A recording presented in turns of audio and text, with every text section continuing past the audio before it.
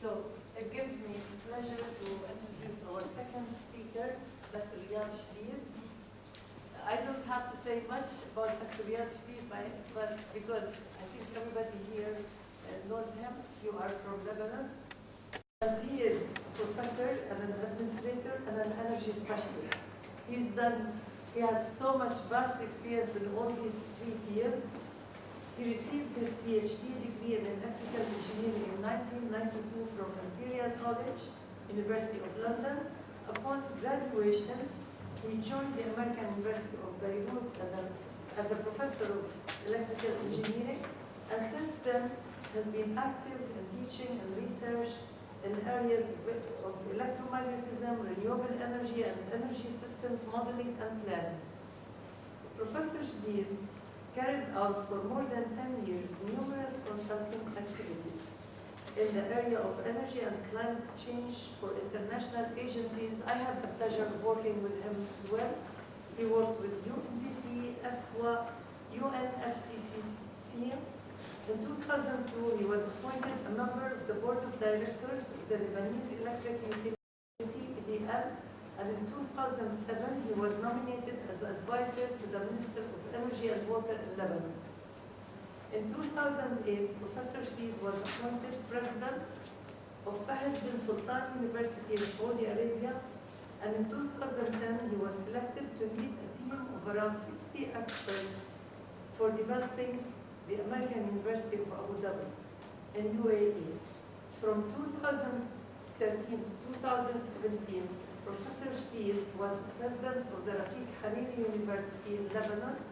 Now he is back to AUB this year. We're lucky he is back to AUB. And he has more than 80 publications in energy-related topics in refereed journals and international conferences. So we'd like you to have the floor.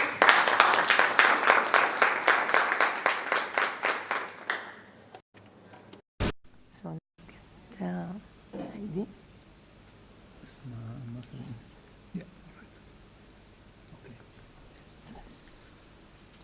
all right, good afternoon, everybody, and thank you, Dr. Ghaddar, for this introduction and for inviting me for this important event about energy transition. Well, my talk would be about Lebanon, and I'm very pleased to see that what I'm going to say is not really far away from what Dr. Christina mentioned in terms of planning, although I'm not going here to get into details, but the idea of future planning under energy transition is so important and timely for Lebanon, particularly that we are now at a time where Lebanon is expecting to have new energy resources such as oil and gas in the coming 10 years. So the planning for the transition from now till that time is so important for the country as a whole. Well, I would like, in order to trigger your interest in what I'm going to say, to give some information about the Lebanese energy system, the current one, and that is the EDL budget calculated at $65 per barrel of oil, which is the recent figures, actually. And I got these from the Ministry of Energy and Water, so they are correct. This is not really student work. If you look at here, you could see that the revenues in terms of dollars, it's around $1 billion. The expenses are around $2.9 billion, and therefore the deficit is around $1.8 billion. That's the yearly deficit. Most importantly, I would like you to concentrate on one thing, is that out of the percentages for revenues and expenses, the most important part is actually this one, which is the fuel and energy purchases, which actually amount around 67%. So this is really the story. That's the whole thing that makes us lose money. In general, there are many factors, but the most important factor is really the energy purchases, which we all, almost 98% of them, they are purchased from outside, and that raises the issue of energy security as well as the energy deficit that we are incurring.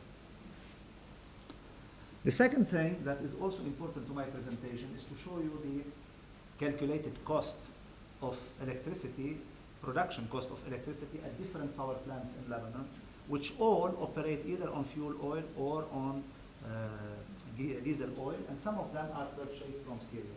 If you look at the numbers here, they actually go from 13 cents per kilowatt hour up to 15 cents per kilowatt hour, except for the two new power plants in Zoo and GE, which use reciprocating engines, extremely efficient power plant with fuel oil, not diesel oil, and they are at around 9.5 cents per kilowatt hour. So the country total, if we take the average, that's 13.08. Please keep this number in mind because I'm going to refer to it later. So the average production cost of electricity in Lebanon at the power plants, not at the customer side, is around 13 cents per kilowatt hour. All right, now, an additional factor that is also important for the future planning is actually the losses on the grid, which are, as known in Lebanon, they are made of technical losses and the theft, which we call non-technical losses. If we look at those parts here, we have the technical losses around 15%, the non-technical losses, they go around 20%, and the uncollected bills, 3.5%. So the total of energy loss in the Lebanese system is around 40%, which means for every 1 megawatt you install, 40% of that is wasted. All right? And that also contributes to the deficit. Now, if we look at the demand versus the supply, and this is very important when we talk about energy transition, that's 2018, that's pretty new, 2018. This is the demand in blue, and we have the load in orange and the demand, the capacity, the power supply in blue. You could see in 2018 we had a deficit about 1,194 megawatt. If we don't do anything, if you look at the title, there are no action, which means if we don't do anything, we just wait, as we used to wait for all of these years, then the growth, the load deficiency will increase by to 46% in the year 2022, and it could actually reach 50% in the year 2025. All right? Extremely alarming situation.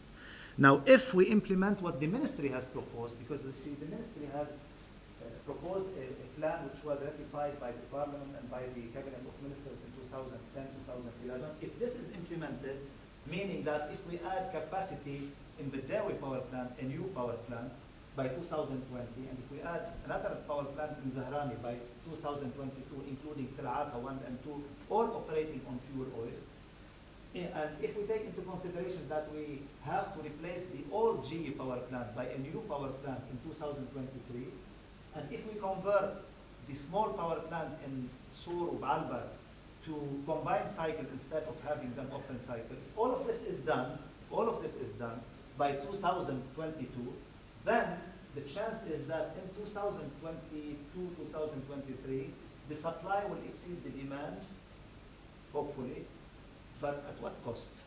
But at what cost? At what energy security level for Lebanon? Because all of these will still operate on what? On either diesel oil or fuel oil.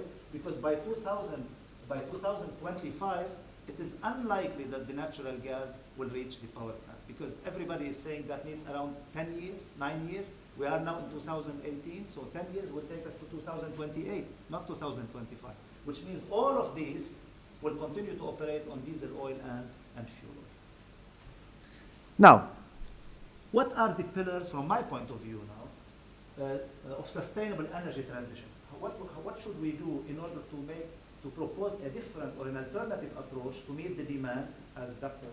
mentioned, not really relying on the diesel oil, fuel oil, or even on the natural gas? Because even if we don't rely on natural gas, we could sell the natural gas and get cash for the country, not necessarily using it our own, if we can satisfy the need from alternative sources. So for me, the pillars of sustainable energy transition are the decentralization of power system planning, which means you will have islands in Lebanon. Every island, every village, or every city will actually satisfy its own demand from local resources. And the modification of Law 462 for the purpose of encouraging the private sector to get involved in the investment, the power sector investment through renewable energy, and activate what we call the public-private partnership. So the two things are extremely important to happen. Now, why we think that there is a background for Lebanon to engage on a different approach? I mentioned 4 facts. First of all, private generators are a fact in Lebanon. They've been operating for more than 15 years now, and therefore you have thousands of businessmen, operators, and technicians, they make a living out of this. And irrespective of what I'm going to say is not popular, you see, trying to shut down this business and telling people go home, this is not really to the national interest. You have to find a solution. Number two, availability of professional know-how. The fact that these generators have been in operation for the last 15 years, now you have hundreds, if I wouldn't say thousands, of operators that have really good qualification. They have learned from practice on how to operate, how to maintain, how to collect bills, and so on. And again, it's really not in the national interest really to tell these people we don't want to just go home, the business is shut. And then the last thing, the third thing, is actually the cost of renewable energy, particularly the solar, that dropped significantly beyond expectation, The last number I would like to quote is 1.79 cents per kilowatt hour. 1.79 cents per kilowatt hour, reported in 2017 for a 300 megawatt utility scale in Saudi Arabia, done by Masdar and the EDF, which is the French utility. This is a project that was subcontracted and sold to the government at 1.79 cents, and still they make profit. So you see why now there should be a different approach to energy planning, and that's why we're trying to promote for renewable energy. All right. In order to support my argument, I will give you in 3 minutes a case study that shows you the difference. We have done at AUB through a course project. This is not really a master degree or a thesis, simply course project. We have selected a feeder, which we call the Rashaya feeder, that feeds 10 villages. These are the villages. If anybody from the south would know these villages, I don't know them. So 10 villages, and we have collected data about these 10 villages, which, as everybody else in Lebanon, they use both the electricity from the grid and the electricity from the diesel generators. So we have collected data about the cost, about the bill, about the energy demand, and so on. And this is really the load profile, the demand profile of the 10 villages for the winter, summer, spring, and autumn. In general, for those who are interested, the peak load is 6.6 megawatt for the 10 villages. The average load is 4.2 megawatt. The peak month is August, and the yearly energy is 36.88 gigawatt hour per year. All right? This is the figure that shows you the number of outages that people in Rashaya suffer. The black dots is the outages. It's where electricity is not available. And the green is where the electricity is available. In general, for the year 2016, there was 1,100 blackouts. 1,100 blackouts with a mean time of each 4 hours per day. All right? That's for the Rashaya. And that definitely when you have these dot things, the alternative is to turn on the diesel generators, and people will purchase from the local producers. What we are proposed here in this project is not actually to say diesel generators are so bad, but they are there. Whether I say they are bad or good, they are there. So what we are proposing is to take all of these diesel generators, instead of having them spread all over the places, put them outside the villages or somewhere close to the feeder. So they will be here, actually. This is the set of all diesel generators. So you have a diesel power plant now owned by those people. These people, they're still having business. They're still there. But the difference here is that we're proposing to use what we call the periphery of the villages, بالعربي المشاعات, okay, that are owned by the municipalities, to install photovoltaic that will actually make the operation of diesel generators minimum. In this case, you are keeping the people they still have jobs. Now, you still use the local resources, but now you are actually producing greener, it's not green, but greener energy, because now you are relying more on the photovoltaic, right? And the overall cost, let's see whether it is beneficial to the people or not. Look at the results. The result here, this is the system that exists, which means it's an EDL diesel, and this is the system that we're proposing, which is EDL diesel and generators, okay? If you look here, the grid was operating 18.5%, 18.5 gigawatt hour per year. Now it gives only 8 gigawatt hour per year. The diesel was giving 18.38 gigawatt hour, now it's giving 11.88. And the AC, the PV now is giving 17 gigawatt hour. In terms of gigawatt hour, it may not really mean a lot. But if you look at other numbers, the percentages, the existing system was 50% EDL, almost 50% diesel. Here, 21.7% EDL only, so we're purchasing less from EDL. 32% diesel, it's less than 49.8. and the PV is 46.1%. In terms of cost to the customer, they used to pay 15.7 cents per kilowatt hour for the diesel and the EDL combined. Now they will pay 13 cents, which means it's cheaper for the people. You save money, you kept people in their villages to work, okay, and you're producing a greener energy. It's not green, I say it's a greener, toward a time when hopefully the natural gas will be available. Now, in terms of environment, of course, there is about 35% reduction in terms of environment. Now, the question is not here. This is really what I want to draw the attention of our students and the presence. It's not really this solution. This solution will not work because this is against the law. The law doesn't allow you to really to operate power plants and sell to people. So you have to do two things. You have to change the law, and you have, in order to change the law, okay, you change the law, nothing will happen. You have to change the law, and you have really to make sure that there is sufficient incentives for the power sector to come in and really work. And that's why here I'm saying to make this work, you have to look at the engineering model. I propose the microgrid concept, which means a municipality could become a microgrid. اتحاد بلدية, so I don't know what's in English. اتحاد بلدية could become a microgrid, okay? The concession, in Arabic concession, هو الامتياز زحلة, all right? A private gated community like AUB, for example, a campus or a touristic center and so on.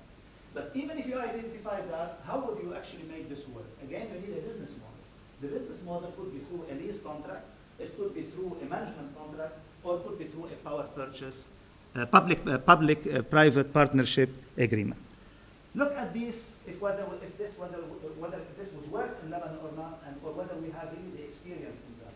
If you look at municipality level, several municipalities, they already have diesel generators, they operate them themselves, including my village. So there is no private really operator, it's the municipality that does that. So the potential then, the municipalities together with ESCO, energy service companies, and EDL could use the public-private partnership law to establish community microgrid. يعني ساعتها the community becomes itself the owner of the microgrid, and those that own the private generators, they will continue to be part of that, and they will run the PV as well because they have experience on how to do this. Concession. Zahle Electricity Company is famous to everybody. All right. You could actually allow other concessions to exist, or you could allow the existing concessions to produce electricity. The lease, you know that we have the power ship, the Turkish power ship now, this is the lease contract of 370 megawatt. You could institutionalize the lease so that if I, for example, I'm an investor, I could build a solar power plant and they will actually purchase the electricity from me, and as much as they purchase the electricity from the power ship. Right? And the management contract, you know, in Lebanon we have what we call distribution service providers, those that actually provide services to different areas. You could actually enlarge their mandate so that they can also produce electricity, and they become like, power companies in each area they are operating in. And the last one is the public-private partnership. You know that there is a 200 megawatt wind farm in Akkar that was built or is being built by the private sector, and where the government or EDL will purchase its power totally, all right? You could do the same, but not at the scale of 200 megawatt. That's my point. You should not always look at the big thing. Big things would require large investors that would lead to monopoly. What if I, for example, I have a complex of buildings, 10 buildings, I put solar on my roof, why don't they purchase the power from me? So it's the same concept. It's actually a PPP or IPP, but at a smaller scale rather than at a larger scale. Concluding remarks. Energy transitions towards sustainable future in Lebanon requires maximization of renewable energy deployment, that's number one. Attraction of private sector investment through public-private partnership. Decentralization, because without decentralization, the PPP will not work. Or what you could do, you could attract large investors to build you a power plant, but it will not really make a large-scale contribution among the population. And you have really to modify the privatization law 462, because the privatization law 462 does not allow, for example, renewable energy producers of 1.5 megawatt to sell. They say 1.5 megawatt is for your own use, but not to sell to the grid. So this would require a modification. In addition, it would require a modification to enable the concept of microgrid by allowing the municipalities or communities